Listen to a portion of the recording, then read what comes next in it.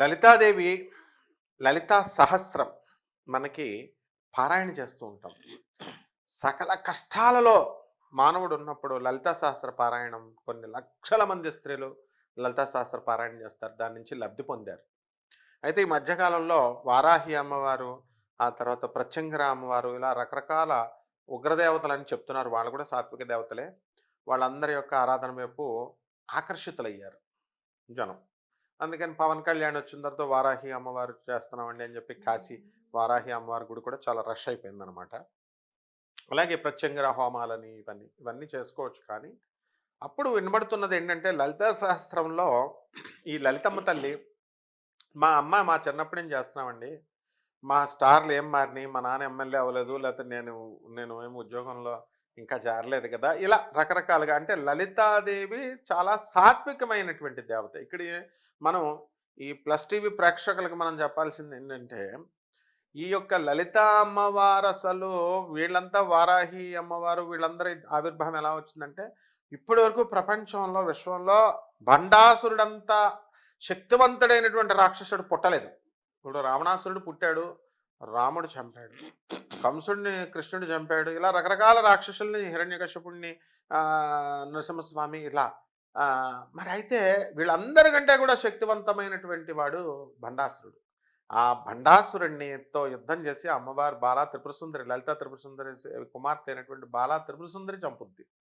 అప్పుడు ఆ లలితాదేవి వాడితో యుద్ధం చేసేటప్పుడు వాడితో అమ్మవారి యొక్క శరీరం నుంచి గౌరీ దేహ సముద్భవాం వారాహి పుడుతుంది, ప్రత్యంగిర పుడుతుంది, సప్తమాతృకలు అంటాం వీళ్ళని, వైష్ణవి, వారాహి, బ్రాహ్మి, ఇవన్నీ కూడా నారసింహి, ఇవన్నీ కూడా మరి అటువంటి వాళ్ళంతా కూడా పుట్టి ఈ యొక్క రాక్షసుడిని భండాసురుడిని వధిస్తారు. అలాగే భండాసురుడు ఏమని వారం కోరతాడు వాడు, మరి నేను చిన్న పాప నన్నేం చేయలేదని చెప్పేసి ఏ దేవతల వల్ల నేను మరణం ఉండకూడదని చెప్పి ఒక చిన్న పిల్లని వదిలేస్తాడు. అందువల్లనే ఆ లలితా త్రిపుర సుందరి బాలా త్రిపుర సుందరి దేవుని సృష్టిస్తే ఆ బాలా త్రిపుర సుందరి అమ్మవారు అమ్మ తల్లి ఆశీస్సులు తీసుకొని నేను యుద్ధానికి వెళ్తానంటే నువ్వు చిన్నపిల్లవు చేయలేవని లలితాదేవి అంటే వెళ్తానంటే అప్పుడు అస్త్రాలని రక్షణని ఇచ్చి వీళ్ళందరినీ ప్రత్యంగిర వారాహిల్ని ఇచ్చి బాలా త్రిపుర సుందరిని పంపిస్తుంది, బండాసురుడిని చంపిస్తుంది. అందులో లలితా సహస్రంలో మనం ఏమని చెప్తాం, కరాంగుళిన కోత్పన్న నారాయణ దశాకృతి, ఇది ఒక నామం. అంటే లలితాదేవి అమ్మవారి యొక్క కరము అంటే చెయ్య, అంగుళి అంటే చేతుకున్నటువంటి వేళ్ళు ఏం చేసింది, ఇలా విదిల్చింది. అంగుళి నఖ అంటే గోళ్ళని ఇలా 10 గోళ్ళని ఇలా విదిల్చింది. విదిలిస్తే ఉత్పన్న పుట్టిని అంట. ఏం పుట్టినయ్యి, నారాయణ శ్రీమన్నారాయణమూర్తి యొక్క 10 ఆకృతి అవతారాలు. ఎప్పుడో రాముడు పుట్టి రావణాసురుడిని చంపితే, ఎప్పుడో కృష్ణుడు ఈ రాక్షసులను మిగతా శిశుపాలుడిని ఇలాంటి రాక్షసుల్ని కంసుడిని చంపితే అటువంటి రాక్షసులను అందరినీ మళ్ళీ బండాసురుడు పుట్టిస్తాడు. ఎప్పుడెప్పుడో శ్రీమన్నారాయణమూర్తి 10 అవతారాలు ఎత్తి పుట్టినటువంటిది ఆ 10 అవతారాలని ఆ అవతారాల్లో చంపినటువంటి రాక్షసులను మళ్ళీ పుట్టిస్తే అప్పుడు అమ్మవారు ఏం చేస్తుంది, అమ్మవారికి ఎంతసేపు ఇదంతా తన చెయ్యిని ఇలాగా గోళ్ళని ఇలా విదిలిస్తే వీళ్ళంతా కూడా పుట్టి మళ్ళీ రాముడు పుట్టాడు, విష్ణువు పుట్టాడు, వామనుడు పుట్టాడు, ఇలా నారాయణమూర్తి ఎత్తినటువంటి 10 అవతారాలు ఎత్తి ఆ రాక్షసులను చంపేస్తారు. అందువలన ఈ లలితా సహస్ర పారాయణ అంత శక్తివంతమైంది. అందులో ఏమని చెప్తాము, శ్రీమాత శ్రీ మహారాజ్ఞి శ్రీమత్ సింహాసనేశ్వరి చిదగ్నికుండ సంభూత దేవకార్య సముద్యత, ఇక్కడతో ప్రారంభమైనటువంటిది బాలాలీలా వినోదిని అంటాం. అంటే ఇదంతా చిన్న పిల్లల ఆట అనమాట. ఇప్పుడు చిన్నపిల్లలు ఇసుక గూళ్ళు చేసుకొని ఆడుకుంటూ ఉంటారు. ఆడుకుంటూ ఉంటే అందరు వెళ్ళి మనం ఎవరైనా వెళ్ళి ముట్టుకుంటే ఏడుస్తారు. కానీ వాళ్ళంతకు వాళ్ళు సాయంత్రం దాకా ఆడుకొని వాళ్ళు ఇంటికి వెళ్ళిపోవాలనుకున్నప్పుడు వాళ్ళే దాన్ని పూలగొట్టేసుకొని ఇంటికి వెళ్ళిపోతారు, ఎవరు ఏడవకుండా. ఆ విధంగా ఈ బాలా త్రిపుర సుందరి అమ్మవారి లలితా త్రిపుర సుందరి అమ్మవారు ఏం చేస్తుందంటే తన యొక్క ఆనందం కోసం ఈ క్రీడ ఆడుకుంటుంది అనమాట. ఈ సృష్టిని సృష్టించి మనకి అలా సృష్టి అయిపోయిన తర్వాత ప్రళయాన్ని చేస్తుంది, మళ్ళీ సృష్టిస్తుంది, పునఃసృష్టిస్తుంది. ఇదంతా ఆమెకు ఒక క్రీడ, బాలా లీలా క్రీడా వినోదిని అని అంటాం. అందులో శ్రీంకారాసన గర్భిత నలసికాం సౌహక్లీం కళాం బిభ్రతీం సౌవర్ణాంబరధారిణీం వరసుధాధౌతాం త్రినేత్రోజ్వలాం వందే పుస్తక పాశమంకుశధరాం స్రగ్భూషితాముజ్వలాం త్వాం గౌరీం త్రిపురాం పరాత్పరకళాం శ్రీచక్ర సంచారిణీం. శ్రీమాత శ్రీ మహారాజ్ఞి మహాత్రిపుర సుందరి శ్రీమాత శ్రీ మహారాజ్ఞి లలిత నామము లలిత పారాయణం సర్వదుఃఖహరణం. శ్రీమాత శ్రీ మహారాజ్ఞి లలిత నామము సహస్ర పారాయణం సర్వపాపహరణం. శ్రీమాత్రే నమః. ఓం శ్రీమాత్రే నమః. శ్రీమాత్రే నమః. ఓం శ్రీమాత్రే నమః. శ్రీమాత్రే నమః. ఓం శ్రీమాత్రే నమః. శ్రీమాత్రే నమో నమః. శ్రీమాత్రే నమో నమః. సహస్ర పారాయణం సర్వదుఃఖ పాపహరణం. శ్రీలలిత పరబ్రహ్మణే నమః. ఈ లలితా సహస్రనామాన్ని ఎవరైనా చదవచ్చు. ఏమండి తప్పులతో ఉందండి, మాకు రావట్లేదండి, అందువల్ల చదవకూడదని భయపెట్టేటటువంటి వాళ్ళు చాలామంది ఉన్నారు. కానీ వాళ్ళు కూడా వాళ్ళ నుంచే ప్రారంభించారు, వాళ్ళు కూడా చిన్నప్పటి నుంచే మాటలు నేర్చుకొని వచ్చారు అన్న విషయాన్ని జ్ఞానం తెలుసుకోవాలి వాళ్ళు. అందువలన ఈ అక్షర దోషాలు వచ్చినా సరే ఆ అక్షర దోషాలు అన్నీ కూడా అవే కరెక్ట్ అయిపోతాయి.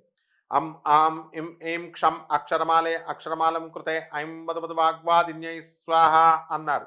అమ్మ సరస్వతి అక్షరమాల. కాబట్టి ఎవరు కూడా ఈ కులం వాళ్ళు బ్రాహ్మణులు మాత్రమే చేయాలా, ఇతరులు చేయకూడదు, ఇవన్నీ కూడా మూఢనమ్మకాలన్నీ పక్కన పెట్టేసేయండి, డాగ్మాని. అందరూ కూడా చేయాలా. కానీ ఇక్కడ భక్తి శ్రద్ధ చాలా అవసరం. మడి ఆచారం అంటే ఏంటి? కేవలం తడి బట్టలతోనే మేము పెట్టుకోవాలేమో, వేరే మడి స్పెషల్గా ఏమన్నా దీక్షలాగా చేసుకోవాలేమో అనేటటువంటి అపోహలో చాలామంది ఉంటారు. అవేమీ అవసరం లేదు. శుభ్రతే మనకి మడి. మనస్సు క్లీన్గా ఉండాలా, చక్కగా మనస్సు మంచిగా ఉంచుకొని ఈర్ష్య రాగ అసూయ ద్వేషాలు లేకుండా ఎవరైతే చేస్తారో అటువంటి వాళ్ళందరికీ కూడా ఈ లలితమ్మ తల్లి అపారమైనటువంటి కరుణాకటాక్షం వస్తాయి. సర్వ దుఃఖాలని కూడా తొలగిస్తుంది. అలాగే లలితా సహస్రనామ పారాయణ చేసేటటువంటి వాళ్ళు చాలామంది 9 రకాల నైవేద్యాలు, 9 రకాల పువ్వులు, 9 రకాల జాకెట్ గుడ్డలు, 9 రకాల చీరలు ఇష్టం వచ్చినట్టుగా వాళ్ళు పెడుతుంటే చేసుకునేటటువంటి పూజ చేసుకునేటటువంటి వాళ్ళు చాలామంది భయపడి బాబోయ్ ఇంత పెద్ద ఖరీదైన పూజమో అని మానేస్తున్నారు. ఇవేమీ అవసరం లేదు. అందులో అమ్మవారు స్వయంగా చెప్పింది, పాయసాన్న ప్రియా త్వక్స్తా పశులోక భయంకరి. పాయసాన్నాన్ని పెడితే చాలు నైవేద్యం కింద ఉంది. శ్రీకృష్ణ పరమాత్మ డైరెక్ట్గా భగవద్గీతలో చెప్పాడు, పత్రం పుష్పం ఫలం తోయం అని. ఆకు పెట్టచ్చు, పువ్వు పెట్టచ్చు, లేకపోతే పండు పెట్టచ్చు, లేకపోతే ఏమీ లేకపోతే గ్లాసుడు నీళ్లు పెట్టచ్చు. ఇదే నైవేద్యం. కాబట్టి అమ్మవారి యొక్కని మంత్రాలకు ఏదో బీజ మంత్రాలు తీసుకొని చేయాల్సినటువంటి అవసరం లేదు. ఓం శ్రీమాత్రే నమః అనో, లేకపోతే ఓం దుర్గాయే నమః, ఓం లలితాయ నమః అనేటటువంటి మంత్రాలతో మీరు చక్కగా అమ్మవారి కుంకుమార్చన చేసుకుంటూ ఇలా మీరు చేసుకున్నట్లయితే మీ పిల్లల క్షేమాన్ని చూస్తుందామె. ఎవరైతే విడాకులు తీసుకుంటున్నారో అటువంటి వాళ్ళని కలుపుతుంది. ఎవరైతే లవర్స్ బ్రేకప్ అవుతారో అటువంటి వాళ్ళందరినీ కూడా కలుపుతుంది. అన్యోన్య దాంపత్యాన్ని ఇస్తుంది, సకల ఐశ్వర్యాన్ని ఇస్తుంది. అది ఇది అని లేదు అసలు. ఇంకా అన్ని రకాల సమస్యల్ని కూడా అమ్మవారు మనకిస్తుంది. అమ్మవారు అపార కృపామయి. అరుణాం కరుణాతరంగితాక్షిం ధృతపాశాం కుశపుష్పబాణ చాపాం అణిమాధిభిరావృతాం మయూకైః అహమిచ్చేవ విభావయే భవానీం.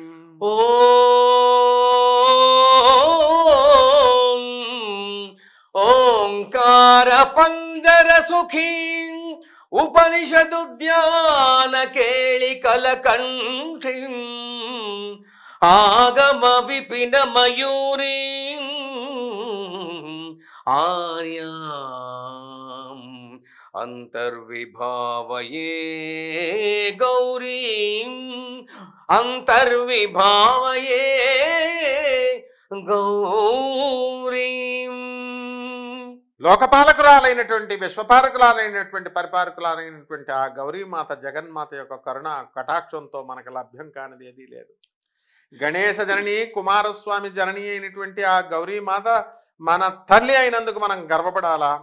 మనకి ఏ విధంగా కూడా ఎక్కడా కూడా మనం భయపడాల్సినటువంటి అవసరం లేకుండా ధైర్యాన్ని స్ఫూర్తిని అన్నీ కూడా ఇచ్చి మనకి ముందుకు నడిపేటటువంటి ఆ కరుణామయ జగజ్జనని మనకు గురుస్వరూపంలో వచ్చి మాతంగి రూపంలో వచ్చి రాజశ్యామల రూపంలో మనకి జ్ఞానాన్ని ప్రసాదిస్తుంది. తారాదేవి రూపంలో వచ్చి మనకి జ్ఞానాన్ని ప్రసాదిస్తుంది. మహాకాళిగా వచ్చి మొత్తం దుష్టశక్తుల యొక్క అంతాన్ని చేసింది, దుష్టుల యొక్క అంతాన్ని చేసింది. అందువలన ప్రతి ఒక్కళ్ళు కూడా మీ మీ ఇళ్లల్లో మహాకాళి అమ్మవారిని, తారాదేవిని, చిన్నమస్తా అమ్మవారిని, ఆ తర్వాత త్రిపుర భైరవి, అలాగే బగళాముఖి, ప్రత్యంగిర, వారాహి, ఆ తర్వాత రాజశ్యామల, ఆమెనే మాతంగి అంటాం, ధూమావతి, అలాగే అమ్మవారైనటువంటి షోడసి అంటే లలిత, రాజరాజేశ్వరి, ఇవన్నీ కూడా భువనేశ్వరి దేవి, కమలాత్మిక అమ్మవారు, ఈ రూపాలలో మనం ఇవన్నీ కూడా పార్వతీదేవి రూపాలు. గౌరీదేహ సముద్భవాం, గౌరీ నుంచి పుట్టినవి కాబట్టి ఆ తల్లిని ఎవరినైనా కూడా మనం పారాయణ చేసుకున్నా, పూజ చేసుకున్నా, అర్చించుకున్నా ఏ విధమైనటువంటి నష్టాలు ఉండవు. ఎవరెవరైతే ఉగ్రదేవతలు వీళ్ళని చేయకూడదు అని అంటున్నారో అటువంటి వాళ్ళందరూ కూడా మాటలు మీరు వినాల్సినటువంటి అవసరం లేదు. ఇది సాక్షాత్తు పరమేశ్వరి అయినటువంటి దేవి రూపము, గౌరీ రూపము. దీనికి ఏ మాంసాలు, మధుమాంసాలు ఇవన్నీ కూడా నిషిద్ధం. ఇవన్నీ ఏం పెట్టకూడదు. కేవలము శాకాహార భోజనాన్ని, శాకాహారాన్ని పెట్టి ఆ అమ్మవారిని నాన్ వెజిటేరియన్ పెట్టకుండా వెజిటేరియన్ ఫుడ్తో, పండు పుష్ప ఫలాలతో మనం ఆ అమ్మవారికి మనం చేసుకున్నట్లయితే మీ యొక్క సకల అభీష్టాలు నెరవేరుతాయి. శుభమస్తు.